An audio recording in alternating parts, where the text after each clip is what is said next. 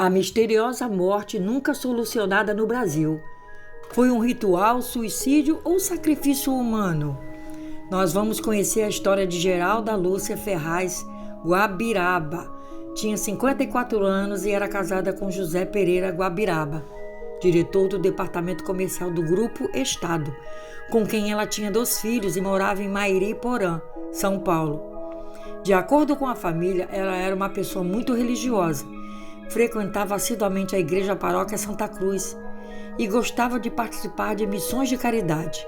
A família também alega que Geralda sofria com depressão e estava estranha nos últimos dias.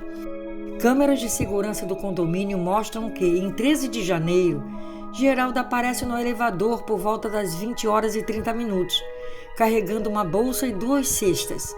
Ela tirou as joias que usava, a bolsa, o celular e jogou os remédios antidepressivos no lixo, antes de sair do apartamento.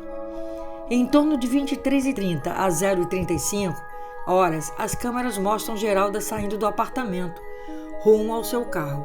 Ela levava uma sacola que continha uma garrafa e um copo que foram encontrados no carro após o crime, ou não, né?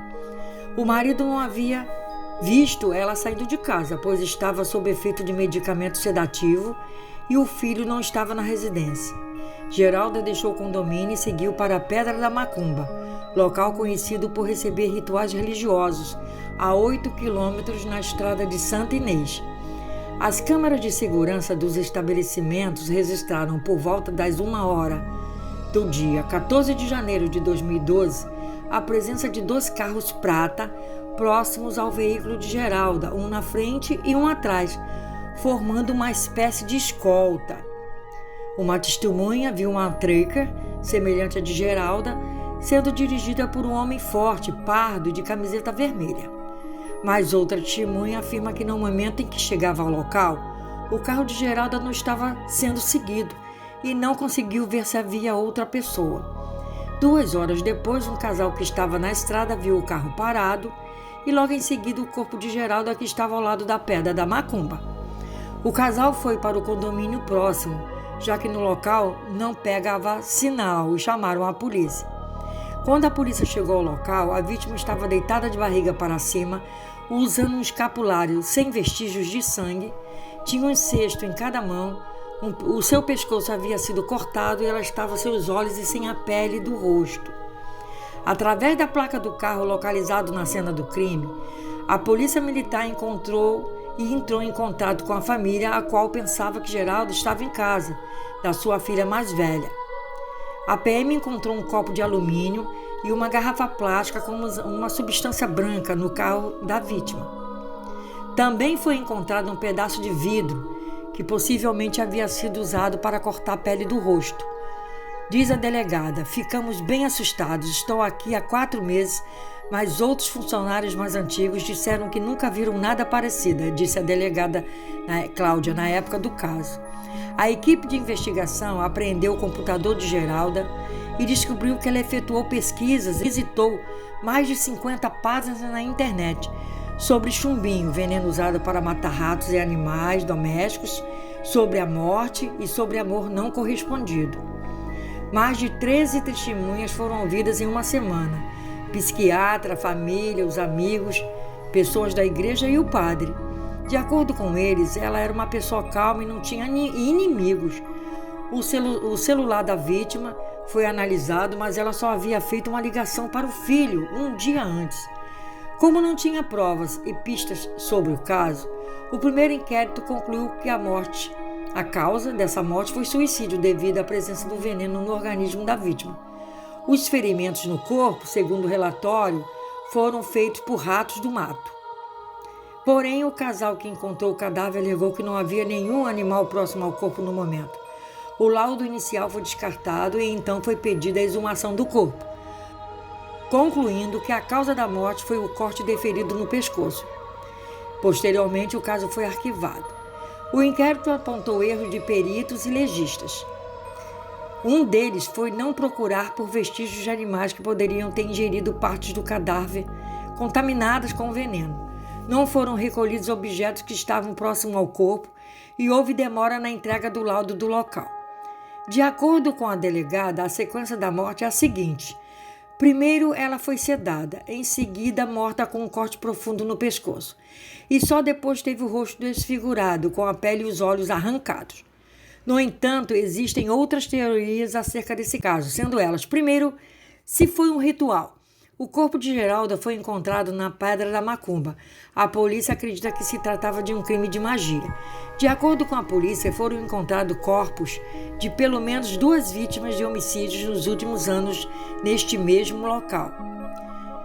Mas se alguns religiosos e especialistas não acreditaram na hipótese que ela tenha sido vítima de um ritual de magia, arrancar a pele e os olhos não faz crer que seja ritual de magia. Teria que ser confirmado que houve um ritual envolvendo nomes mágicos, signos e símbolos. Mesmo assim, não conheço nenhum ritual que envolva o sacrifício humano, afirma Alexandre Comino, sacerdote de Umbanda e bacharel em ciência da religião. A hipótese de Geralda ter participado de algum ritual de magia foi descartada pela investigação. Número 2 seria Santa Luzia. A investigação relacionou a possibilidade de Geralda ter pedido para morrer com uma Santa Luzia, de quem era devota muito.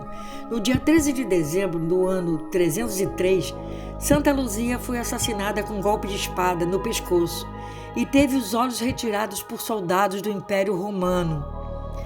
No pescoço de Geralda havia um escapulário trazido da Itália, país onde Santa Luzia foi assassinada.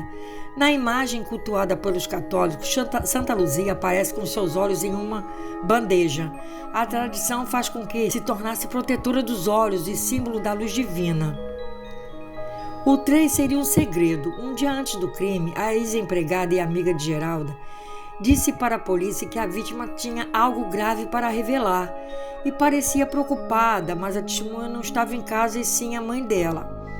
Ela falou que queria me contar algo que tinha feito e que era algo muito grave, que quando eu soubesse o que ela teria feito, talvez eu poderia até perder a admiração que eu tinha por ela. A testemunha relatou que há alguns meses Geralda tinha tido uma crise. A testemunha afirmou que Geralda havia dito que tinha algo grave para contar, envolvendo o padre Geraldo, mas não soube dar mais informações. Durante 2 horas, o padre Geraldo contou qual era a rotina da apóstola da paróquia Santa Cruz, na Zona Norte. Disse não ter notado nada de estranho. A dona da casa esteve na igreja na semana em que foi morta. O carro do padre Geraldo, que era um Celta prata, foi apreendido e levado para a perícia, pois se assemelhava a um dos veículos mostrados nas câmeras que seguiu o carro de Geralda.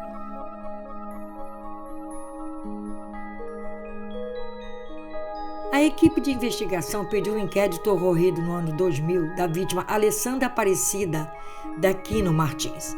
O documento diz respeito a um assassinato ocorrido na zona sul de São Paulo, em que a vítima de 22 anos sofreu lesões semelhantes. Neste caso, porém, o corpo foi encontrado com as mãos amarradas.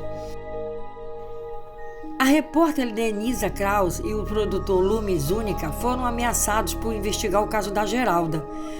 Bandidos tentaram invadir a casa dela 3 vezes, da repórter. Os 2 tiveram que se ficar 40 dias fora de São Paulo e a TV Record retirou sua equipe do caso. Vocês acreditam que tenham sido um suicídio, assassinato, vingança, ou até mesmo ela queira ter tido um ritual de sacrifício? Vamos deixar aí seus comentários, por favor. O que vocês acham?